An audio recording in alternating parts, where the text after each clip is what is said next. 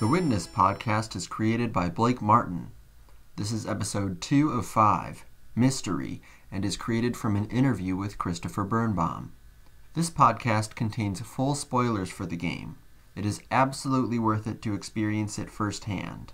Even if you think that you've beaten the game, there may be more mysteries to discover. If you would like to be on this podcast, please contact Blake at mannamedbam or myself at CHRBIR1.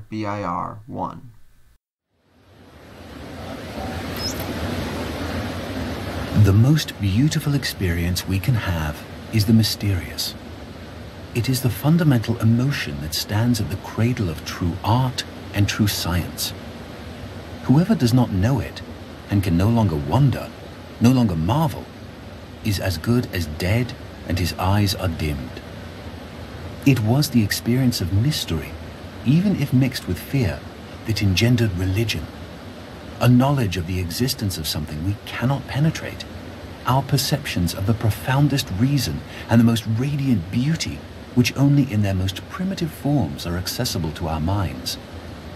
It is this knowledge and this emotion that constitute true religiosity. In this sense, and in this alone, I am a deeply religious man. I cannot conceive of a God who rewards and punishes his creatures, or has a will of the kind that we experience in ourselves. Neither can I, nor would I, want to conceive of an individual that survives his physical death. Let feeble souls, from fear or absurd egoism, cherish such thoughts. I am satisfied with the mystery of the eternity of life, and with the awareness and a glimpse of the marvelous structure of the existing world, together with the devoted striving to comprehend a portion, be it ever so tiny, of the reason that manifests itself in nature. Albert Einstein, 1931. Cool. Alright, so mystery. So, when you sent me this stuff, I had to fire up The Witness again. I hadn't listened to it I hadn't played it in a long time, and I went up the path again to look at it, and I remembered back to when I first played it, and I accidentally found that path, and I think that was probably the first audio log that I heard, in the whole game. As a result, it was kind of cool that it turned out to be such an important piece of the game as a whole, the first bit. The experience of finding the game out is pretty magical. Even though it's a designed game and it has a definite answer according to the developer himself, there was so much of the detail removed that there's nearly no information about it save for knowing what the nature of the island is. And even at that, it's only sort of. Not its history, not any discernible story is really there. The game is about puzzles and perspectives on every level. There's a video that breaks the game into levels of depth on YouTube. There's the panels, the environmental puzzles, environmental perspectives, and the real world, which shows sort of the extreme Tetris effect that the game gives players who complete many of the aspects of the game, be it the swamp or the environmental puzzles. Jonathan Blow has admitted to intending all of these consequences at one point or another in the many hours of interviews and talks that I've seen of him, that we've seen of him. Mm-hmm. Going back to the quote, I really like the quotes dealing with religiosity. Knowing, as it is described in the quote, is knowing that there is impenetrability, that there are edges of our senses that cannot be found, that wonder will bring us to inquire further. And he sort of describes losing this sense as not knowing and not wondering anymore, and death. In the Feynman video, which I think is the closest connection that we have to this in the other parts of the game, there's an appreciation for the marvels of the universe, and they both talk about art as being an important part of that experience. And the sort of the end of the quote is, "In this and this alone, I am a deeply religious person." So Einstein is sort of like poking at the experience of the transcendent and the impenetrable. There's aspects of the game that we simply cannot glean due to it not being delineatable from the evidence that we have. What became of the female beta tester, the audio log of which we find in the caves? Did she actually forget everything? Transcendent gameplay, spoken from Jonathan Blow, is usually about game conveyance through mechanics and design. The impenetrable is the first moment when presented with a seemingly impossible problem, a seemingly impossible panel.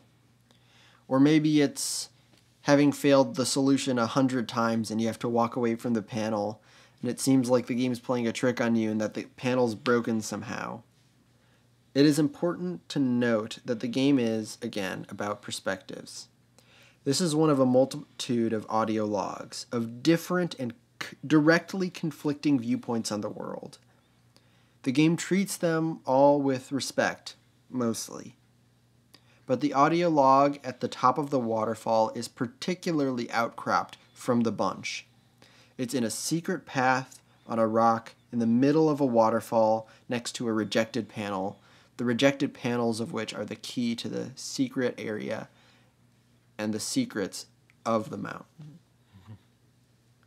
I sort of want to talk to you generally about the sense of mystery that you get, hopefully without getting to IRL spoilers, as I said. Yeah. Well, one thing I want to bring up is your pointing out of the way that the audio log is connected to the environment a little bit. Like, because it's on a mysterious path, because it's in a secret place, because you are currently experiencing something mysterious. Mm-hmm. Every audio log in the game is like that. Mm-hmm. And I think it's so weird that points to some sort of grand design while you're trying to be immersed in this experience. And that's the spot where the cycle-based cloud puzzle is. Mm-hmm. That's the point where you can solve it. Uh-huh. Like, you turn around, and there it is. Other examples are like you're on the ship, and there's the audio log about the captain of the ship who met misfortune, or his passengers met misfortune, and due to his negligence. Yeah. And in the greenhouse, there's one about, I think it's an Eddington quote, about the wavelengths of light and eventually understanding that you can appreciate things for their beauty and not totally overanalyze them as what they are scientifically. Another Eddington one about the calculations for waves on the ocean. And it's right by the ocean. That whole thing is like, it's like 5 minutes of equations and stuff. I just find it really interesting. This seemed like a time to bring it up, but I find it really interesting how every single audio log is tied to its environment and kind of evokes some sort of hand of a designer of some sort. But anyway, mystery. Let me look at my notes. It's an incredibly difficult idea to parse in language. And it's like a thing that the game does well, but I don't think it's a thing that language does well. Yeah. Because there's no written words in all of the witness. Mm-hmm. All we have are like perspectives, like literal perspectives. I guess I'll talk about my story that I'm going to tell for this a little bit, and we can kind of discuss that. Maybe this will just be my story. Who knows? They'll just be in together. Who knows? We're trying it out. So the first night I started playing this game, I had just finished The Swapper, which is another puzzle game. And I was kind of still reeling from it, just all the thinking we had to do to play it. And I played it with Austin. I don't know if we were really up to start another game, but I wanted to anyway. I was just in a place. Mm-hmm. And so I fired it up, and I had no clue what this game was. I knew it was made by Jonathan Blow, who made Braid, which was a game that I really have loved for a long time. And I knew my brother had kind of been following it, but I knew nothing about what the game was. I saw maybe one screenshot of a puzzle panel. And so I woke up in the tunnel and walked forward, did the whole tutorial. I was like, oh, this is a cool game. And I was just walking around. I did symmetry puzzles. I did the dots. I did the squares. I eventually solved the first bunker. And it was probably about 4 a.m. at this point. And like I said, we were not ready to start another game. We had just played through an entire game. And not an easy game at Not that. an easy game. But we were pretty hooked.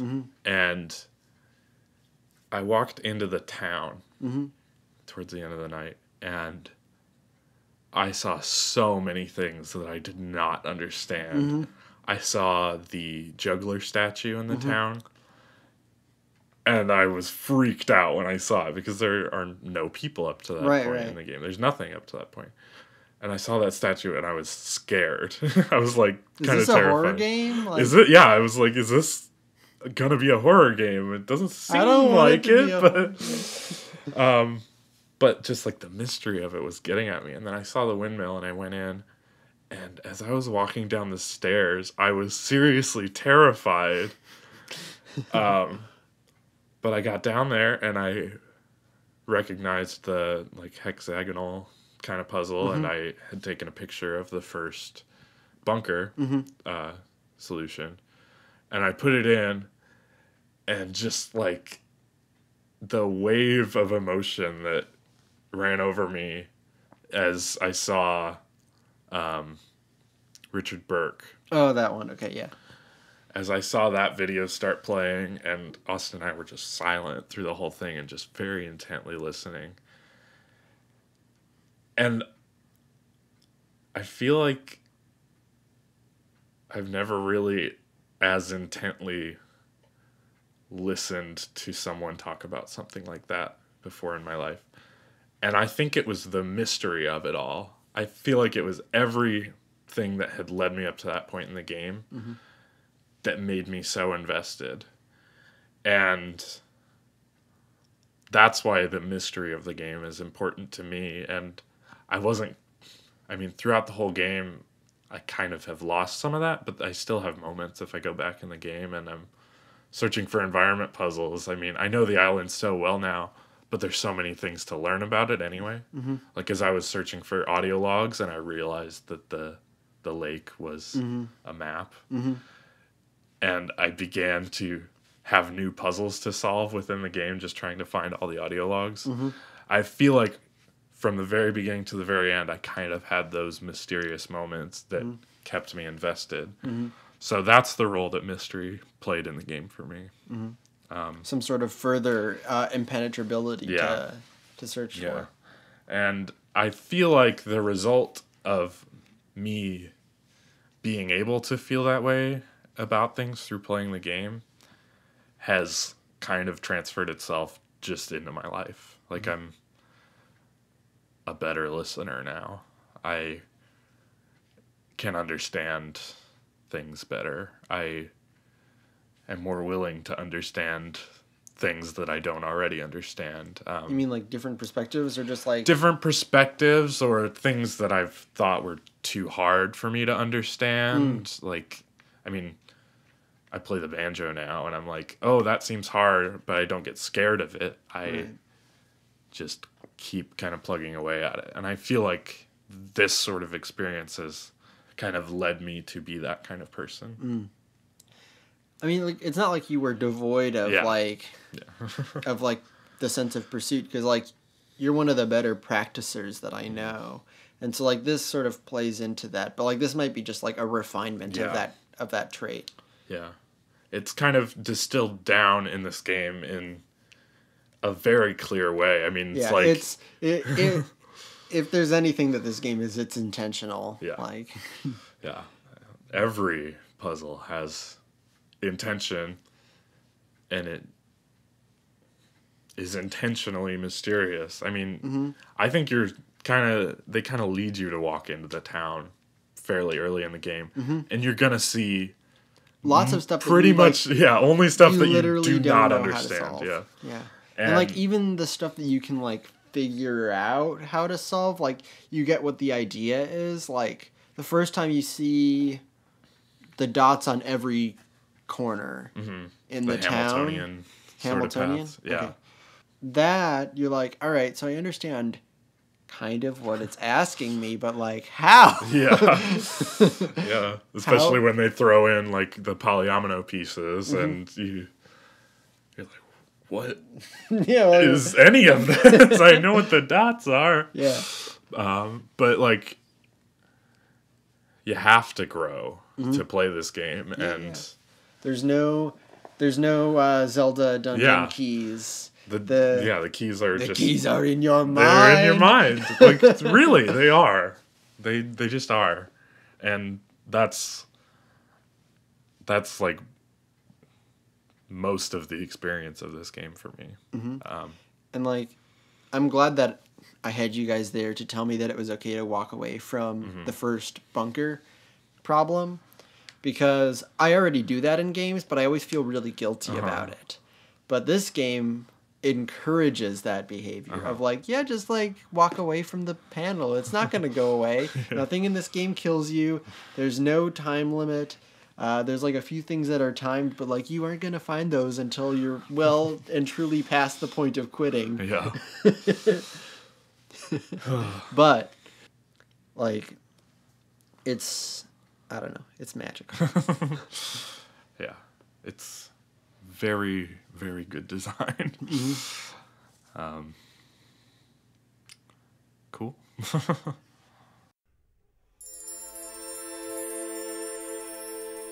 Thank you for listening. The Witness podcast is created by Blake Martin. If you'd like to be on this podcast, please contact Blake at mannamedbam or myself at CHRBIR1.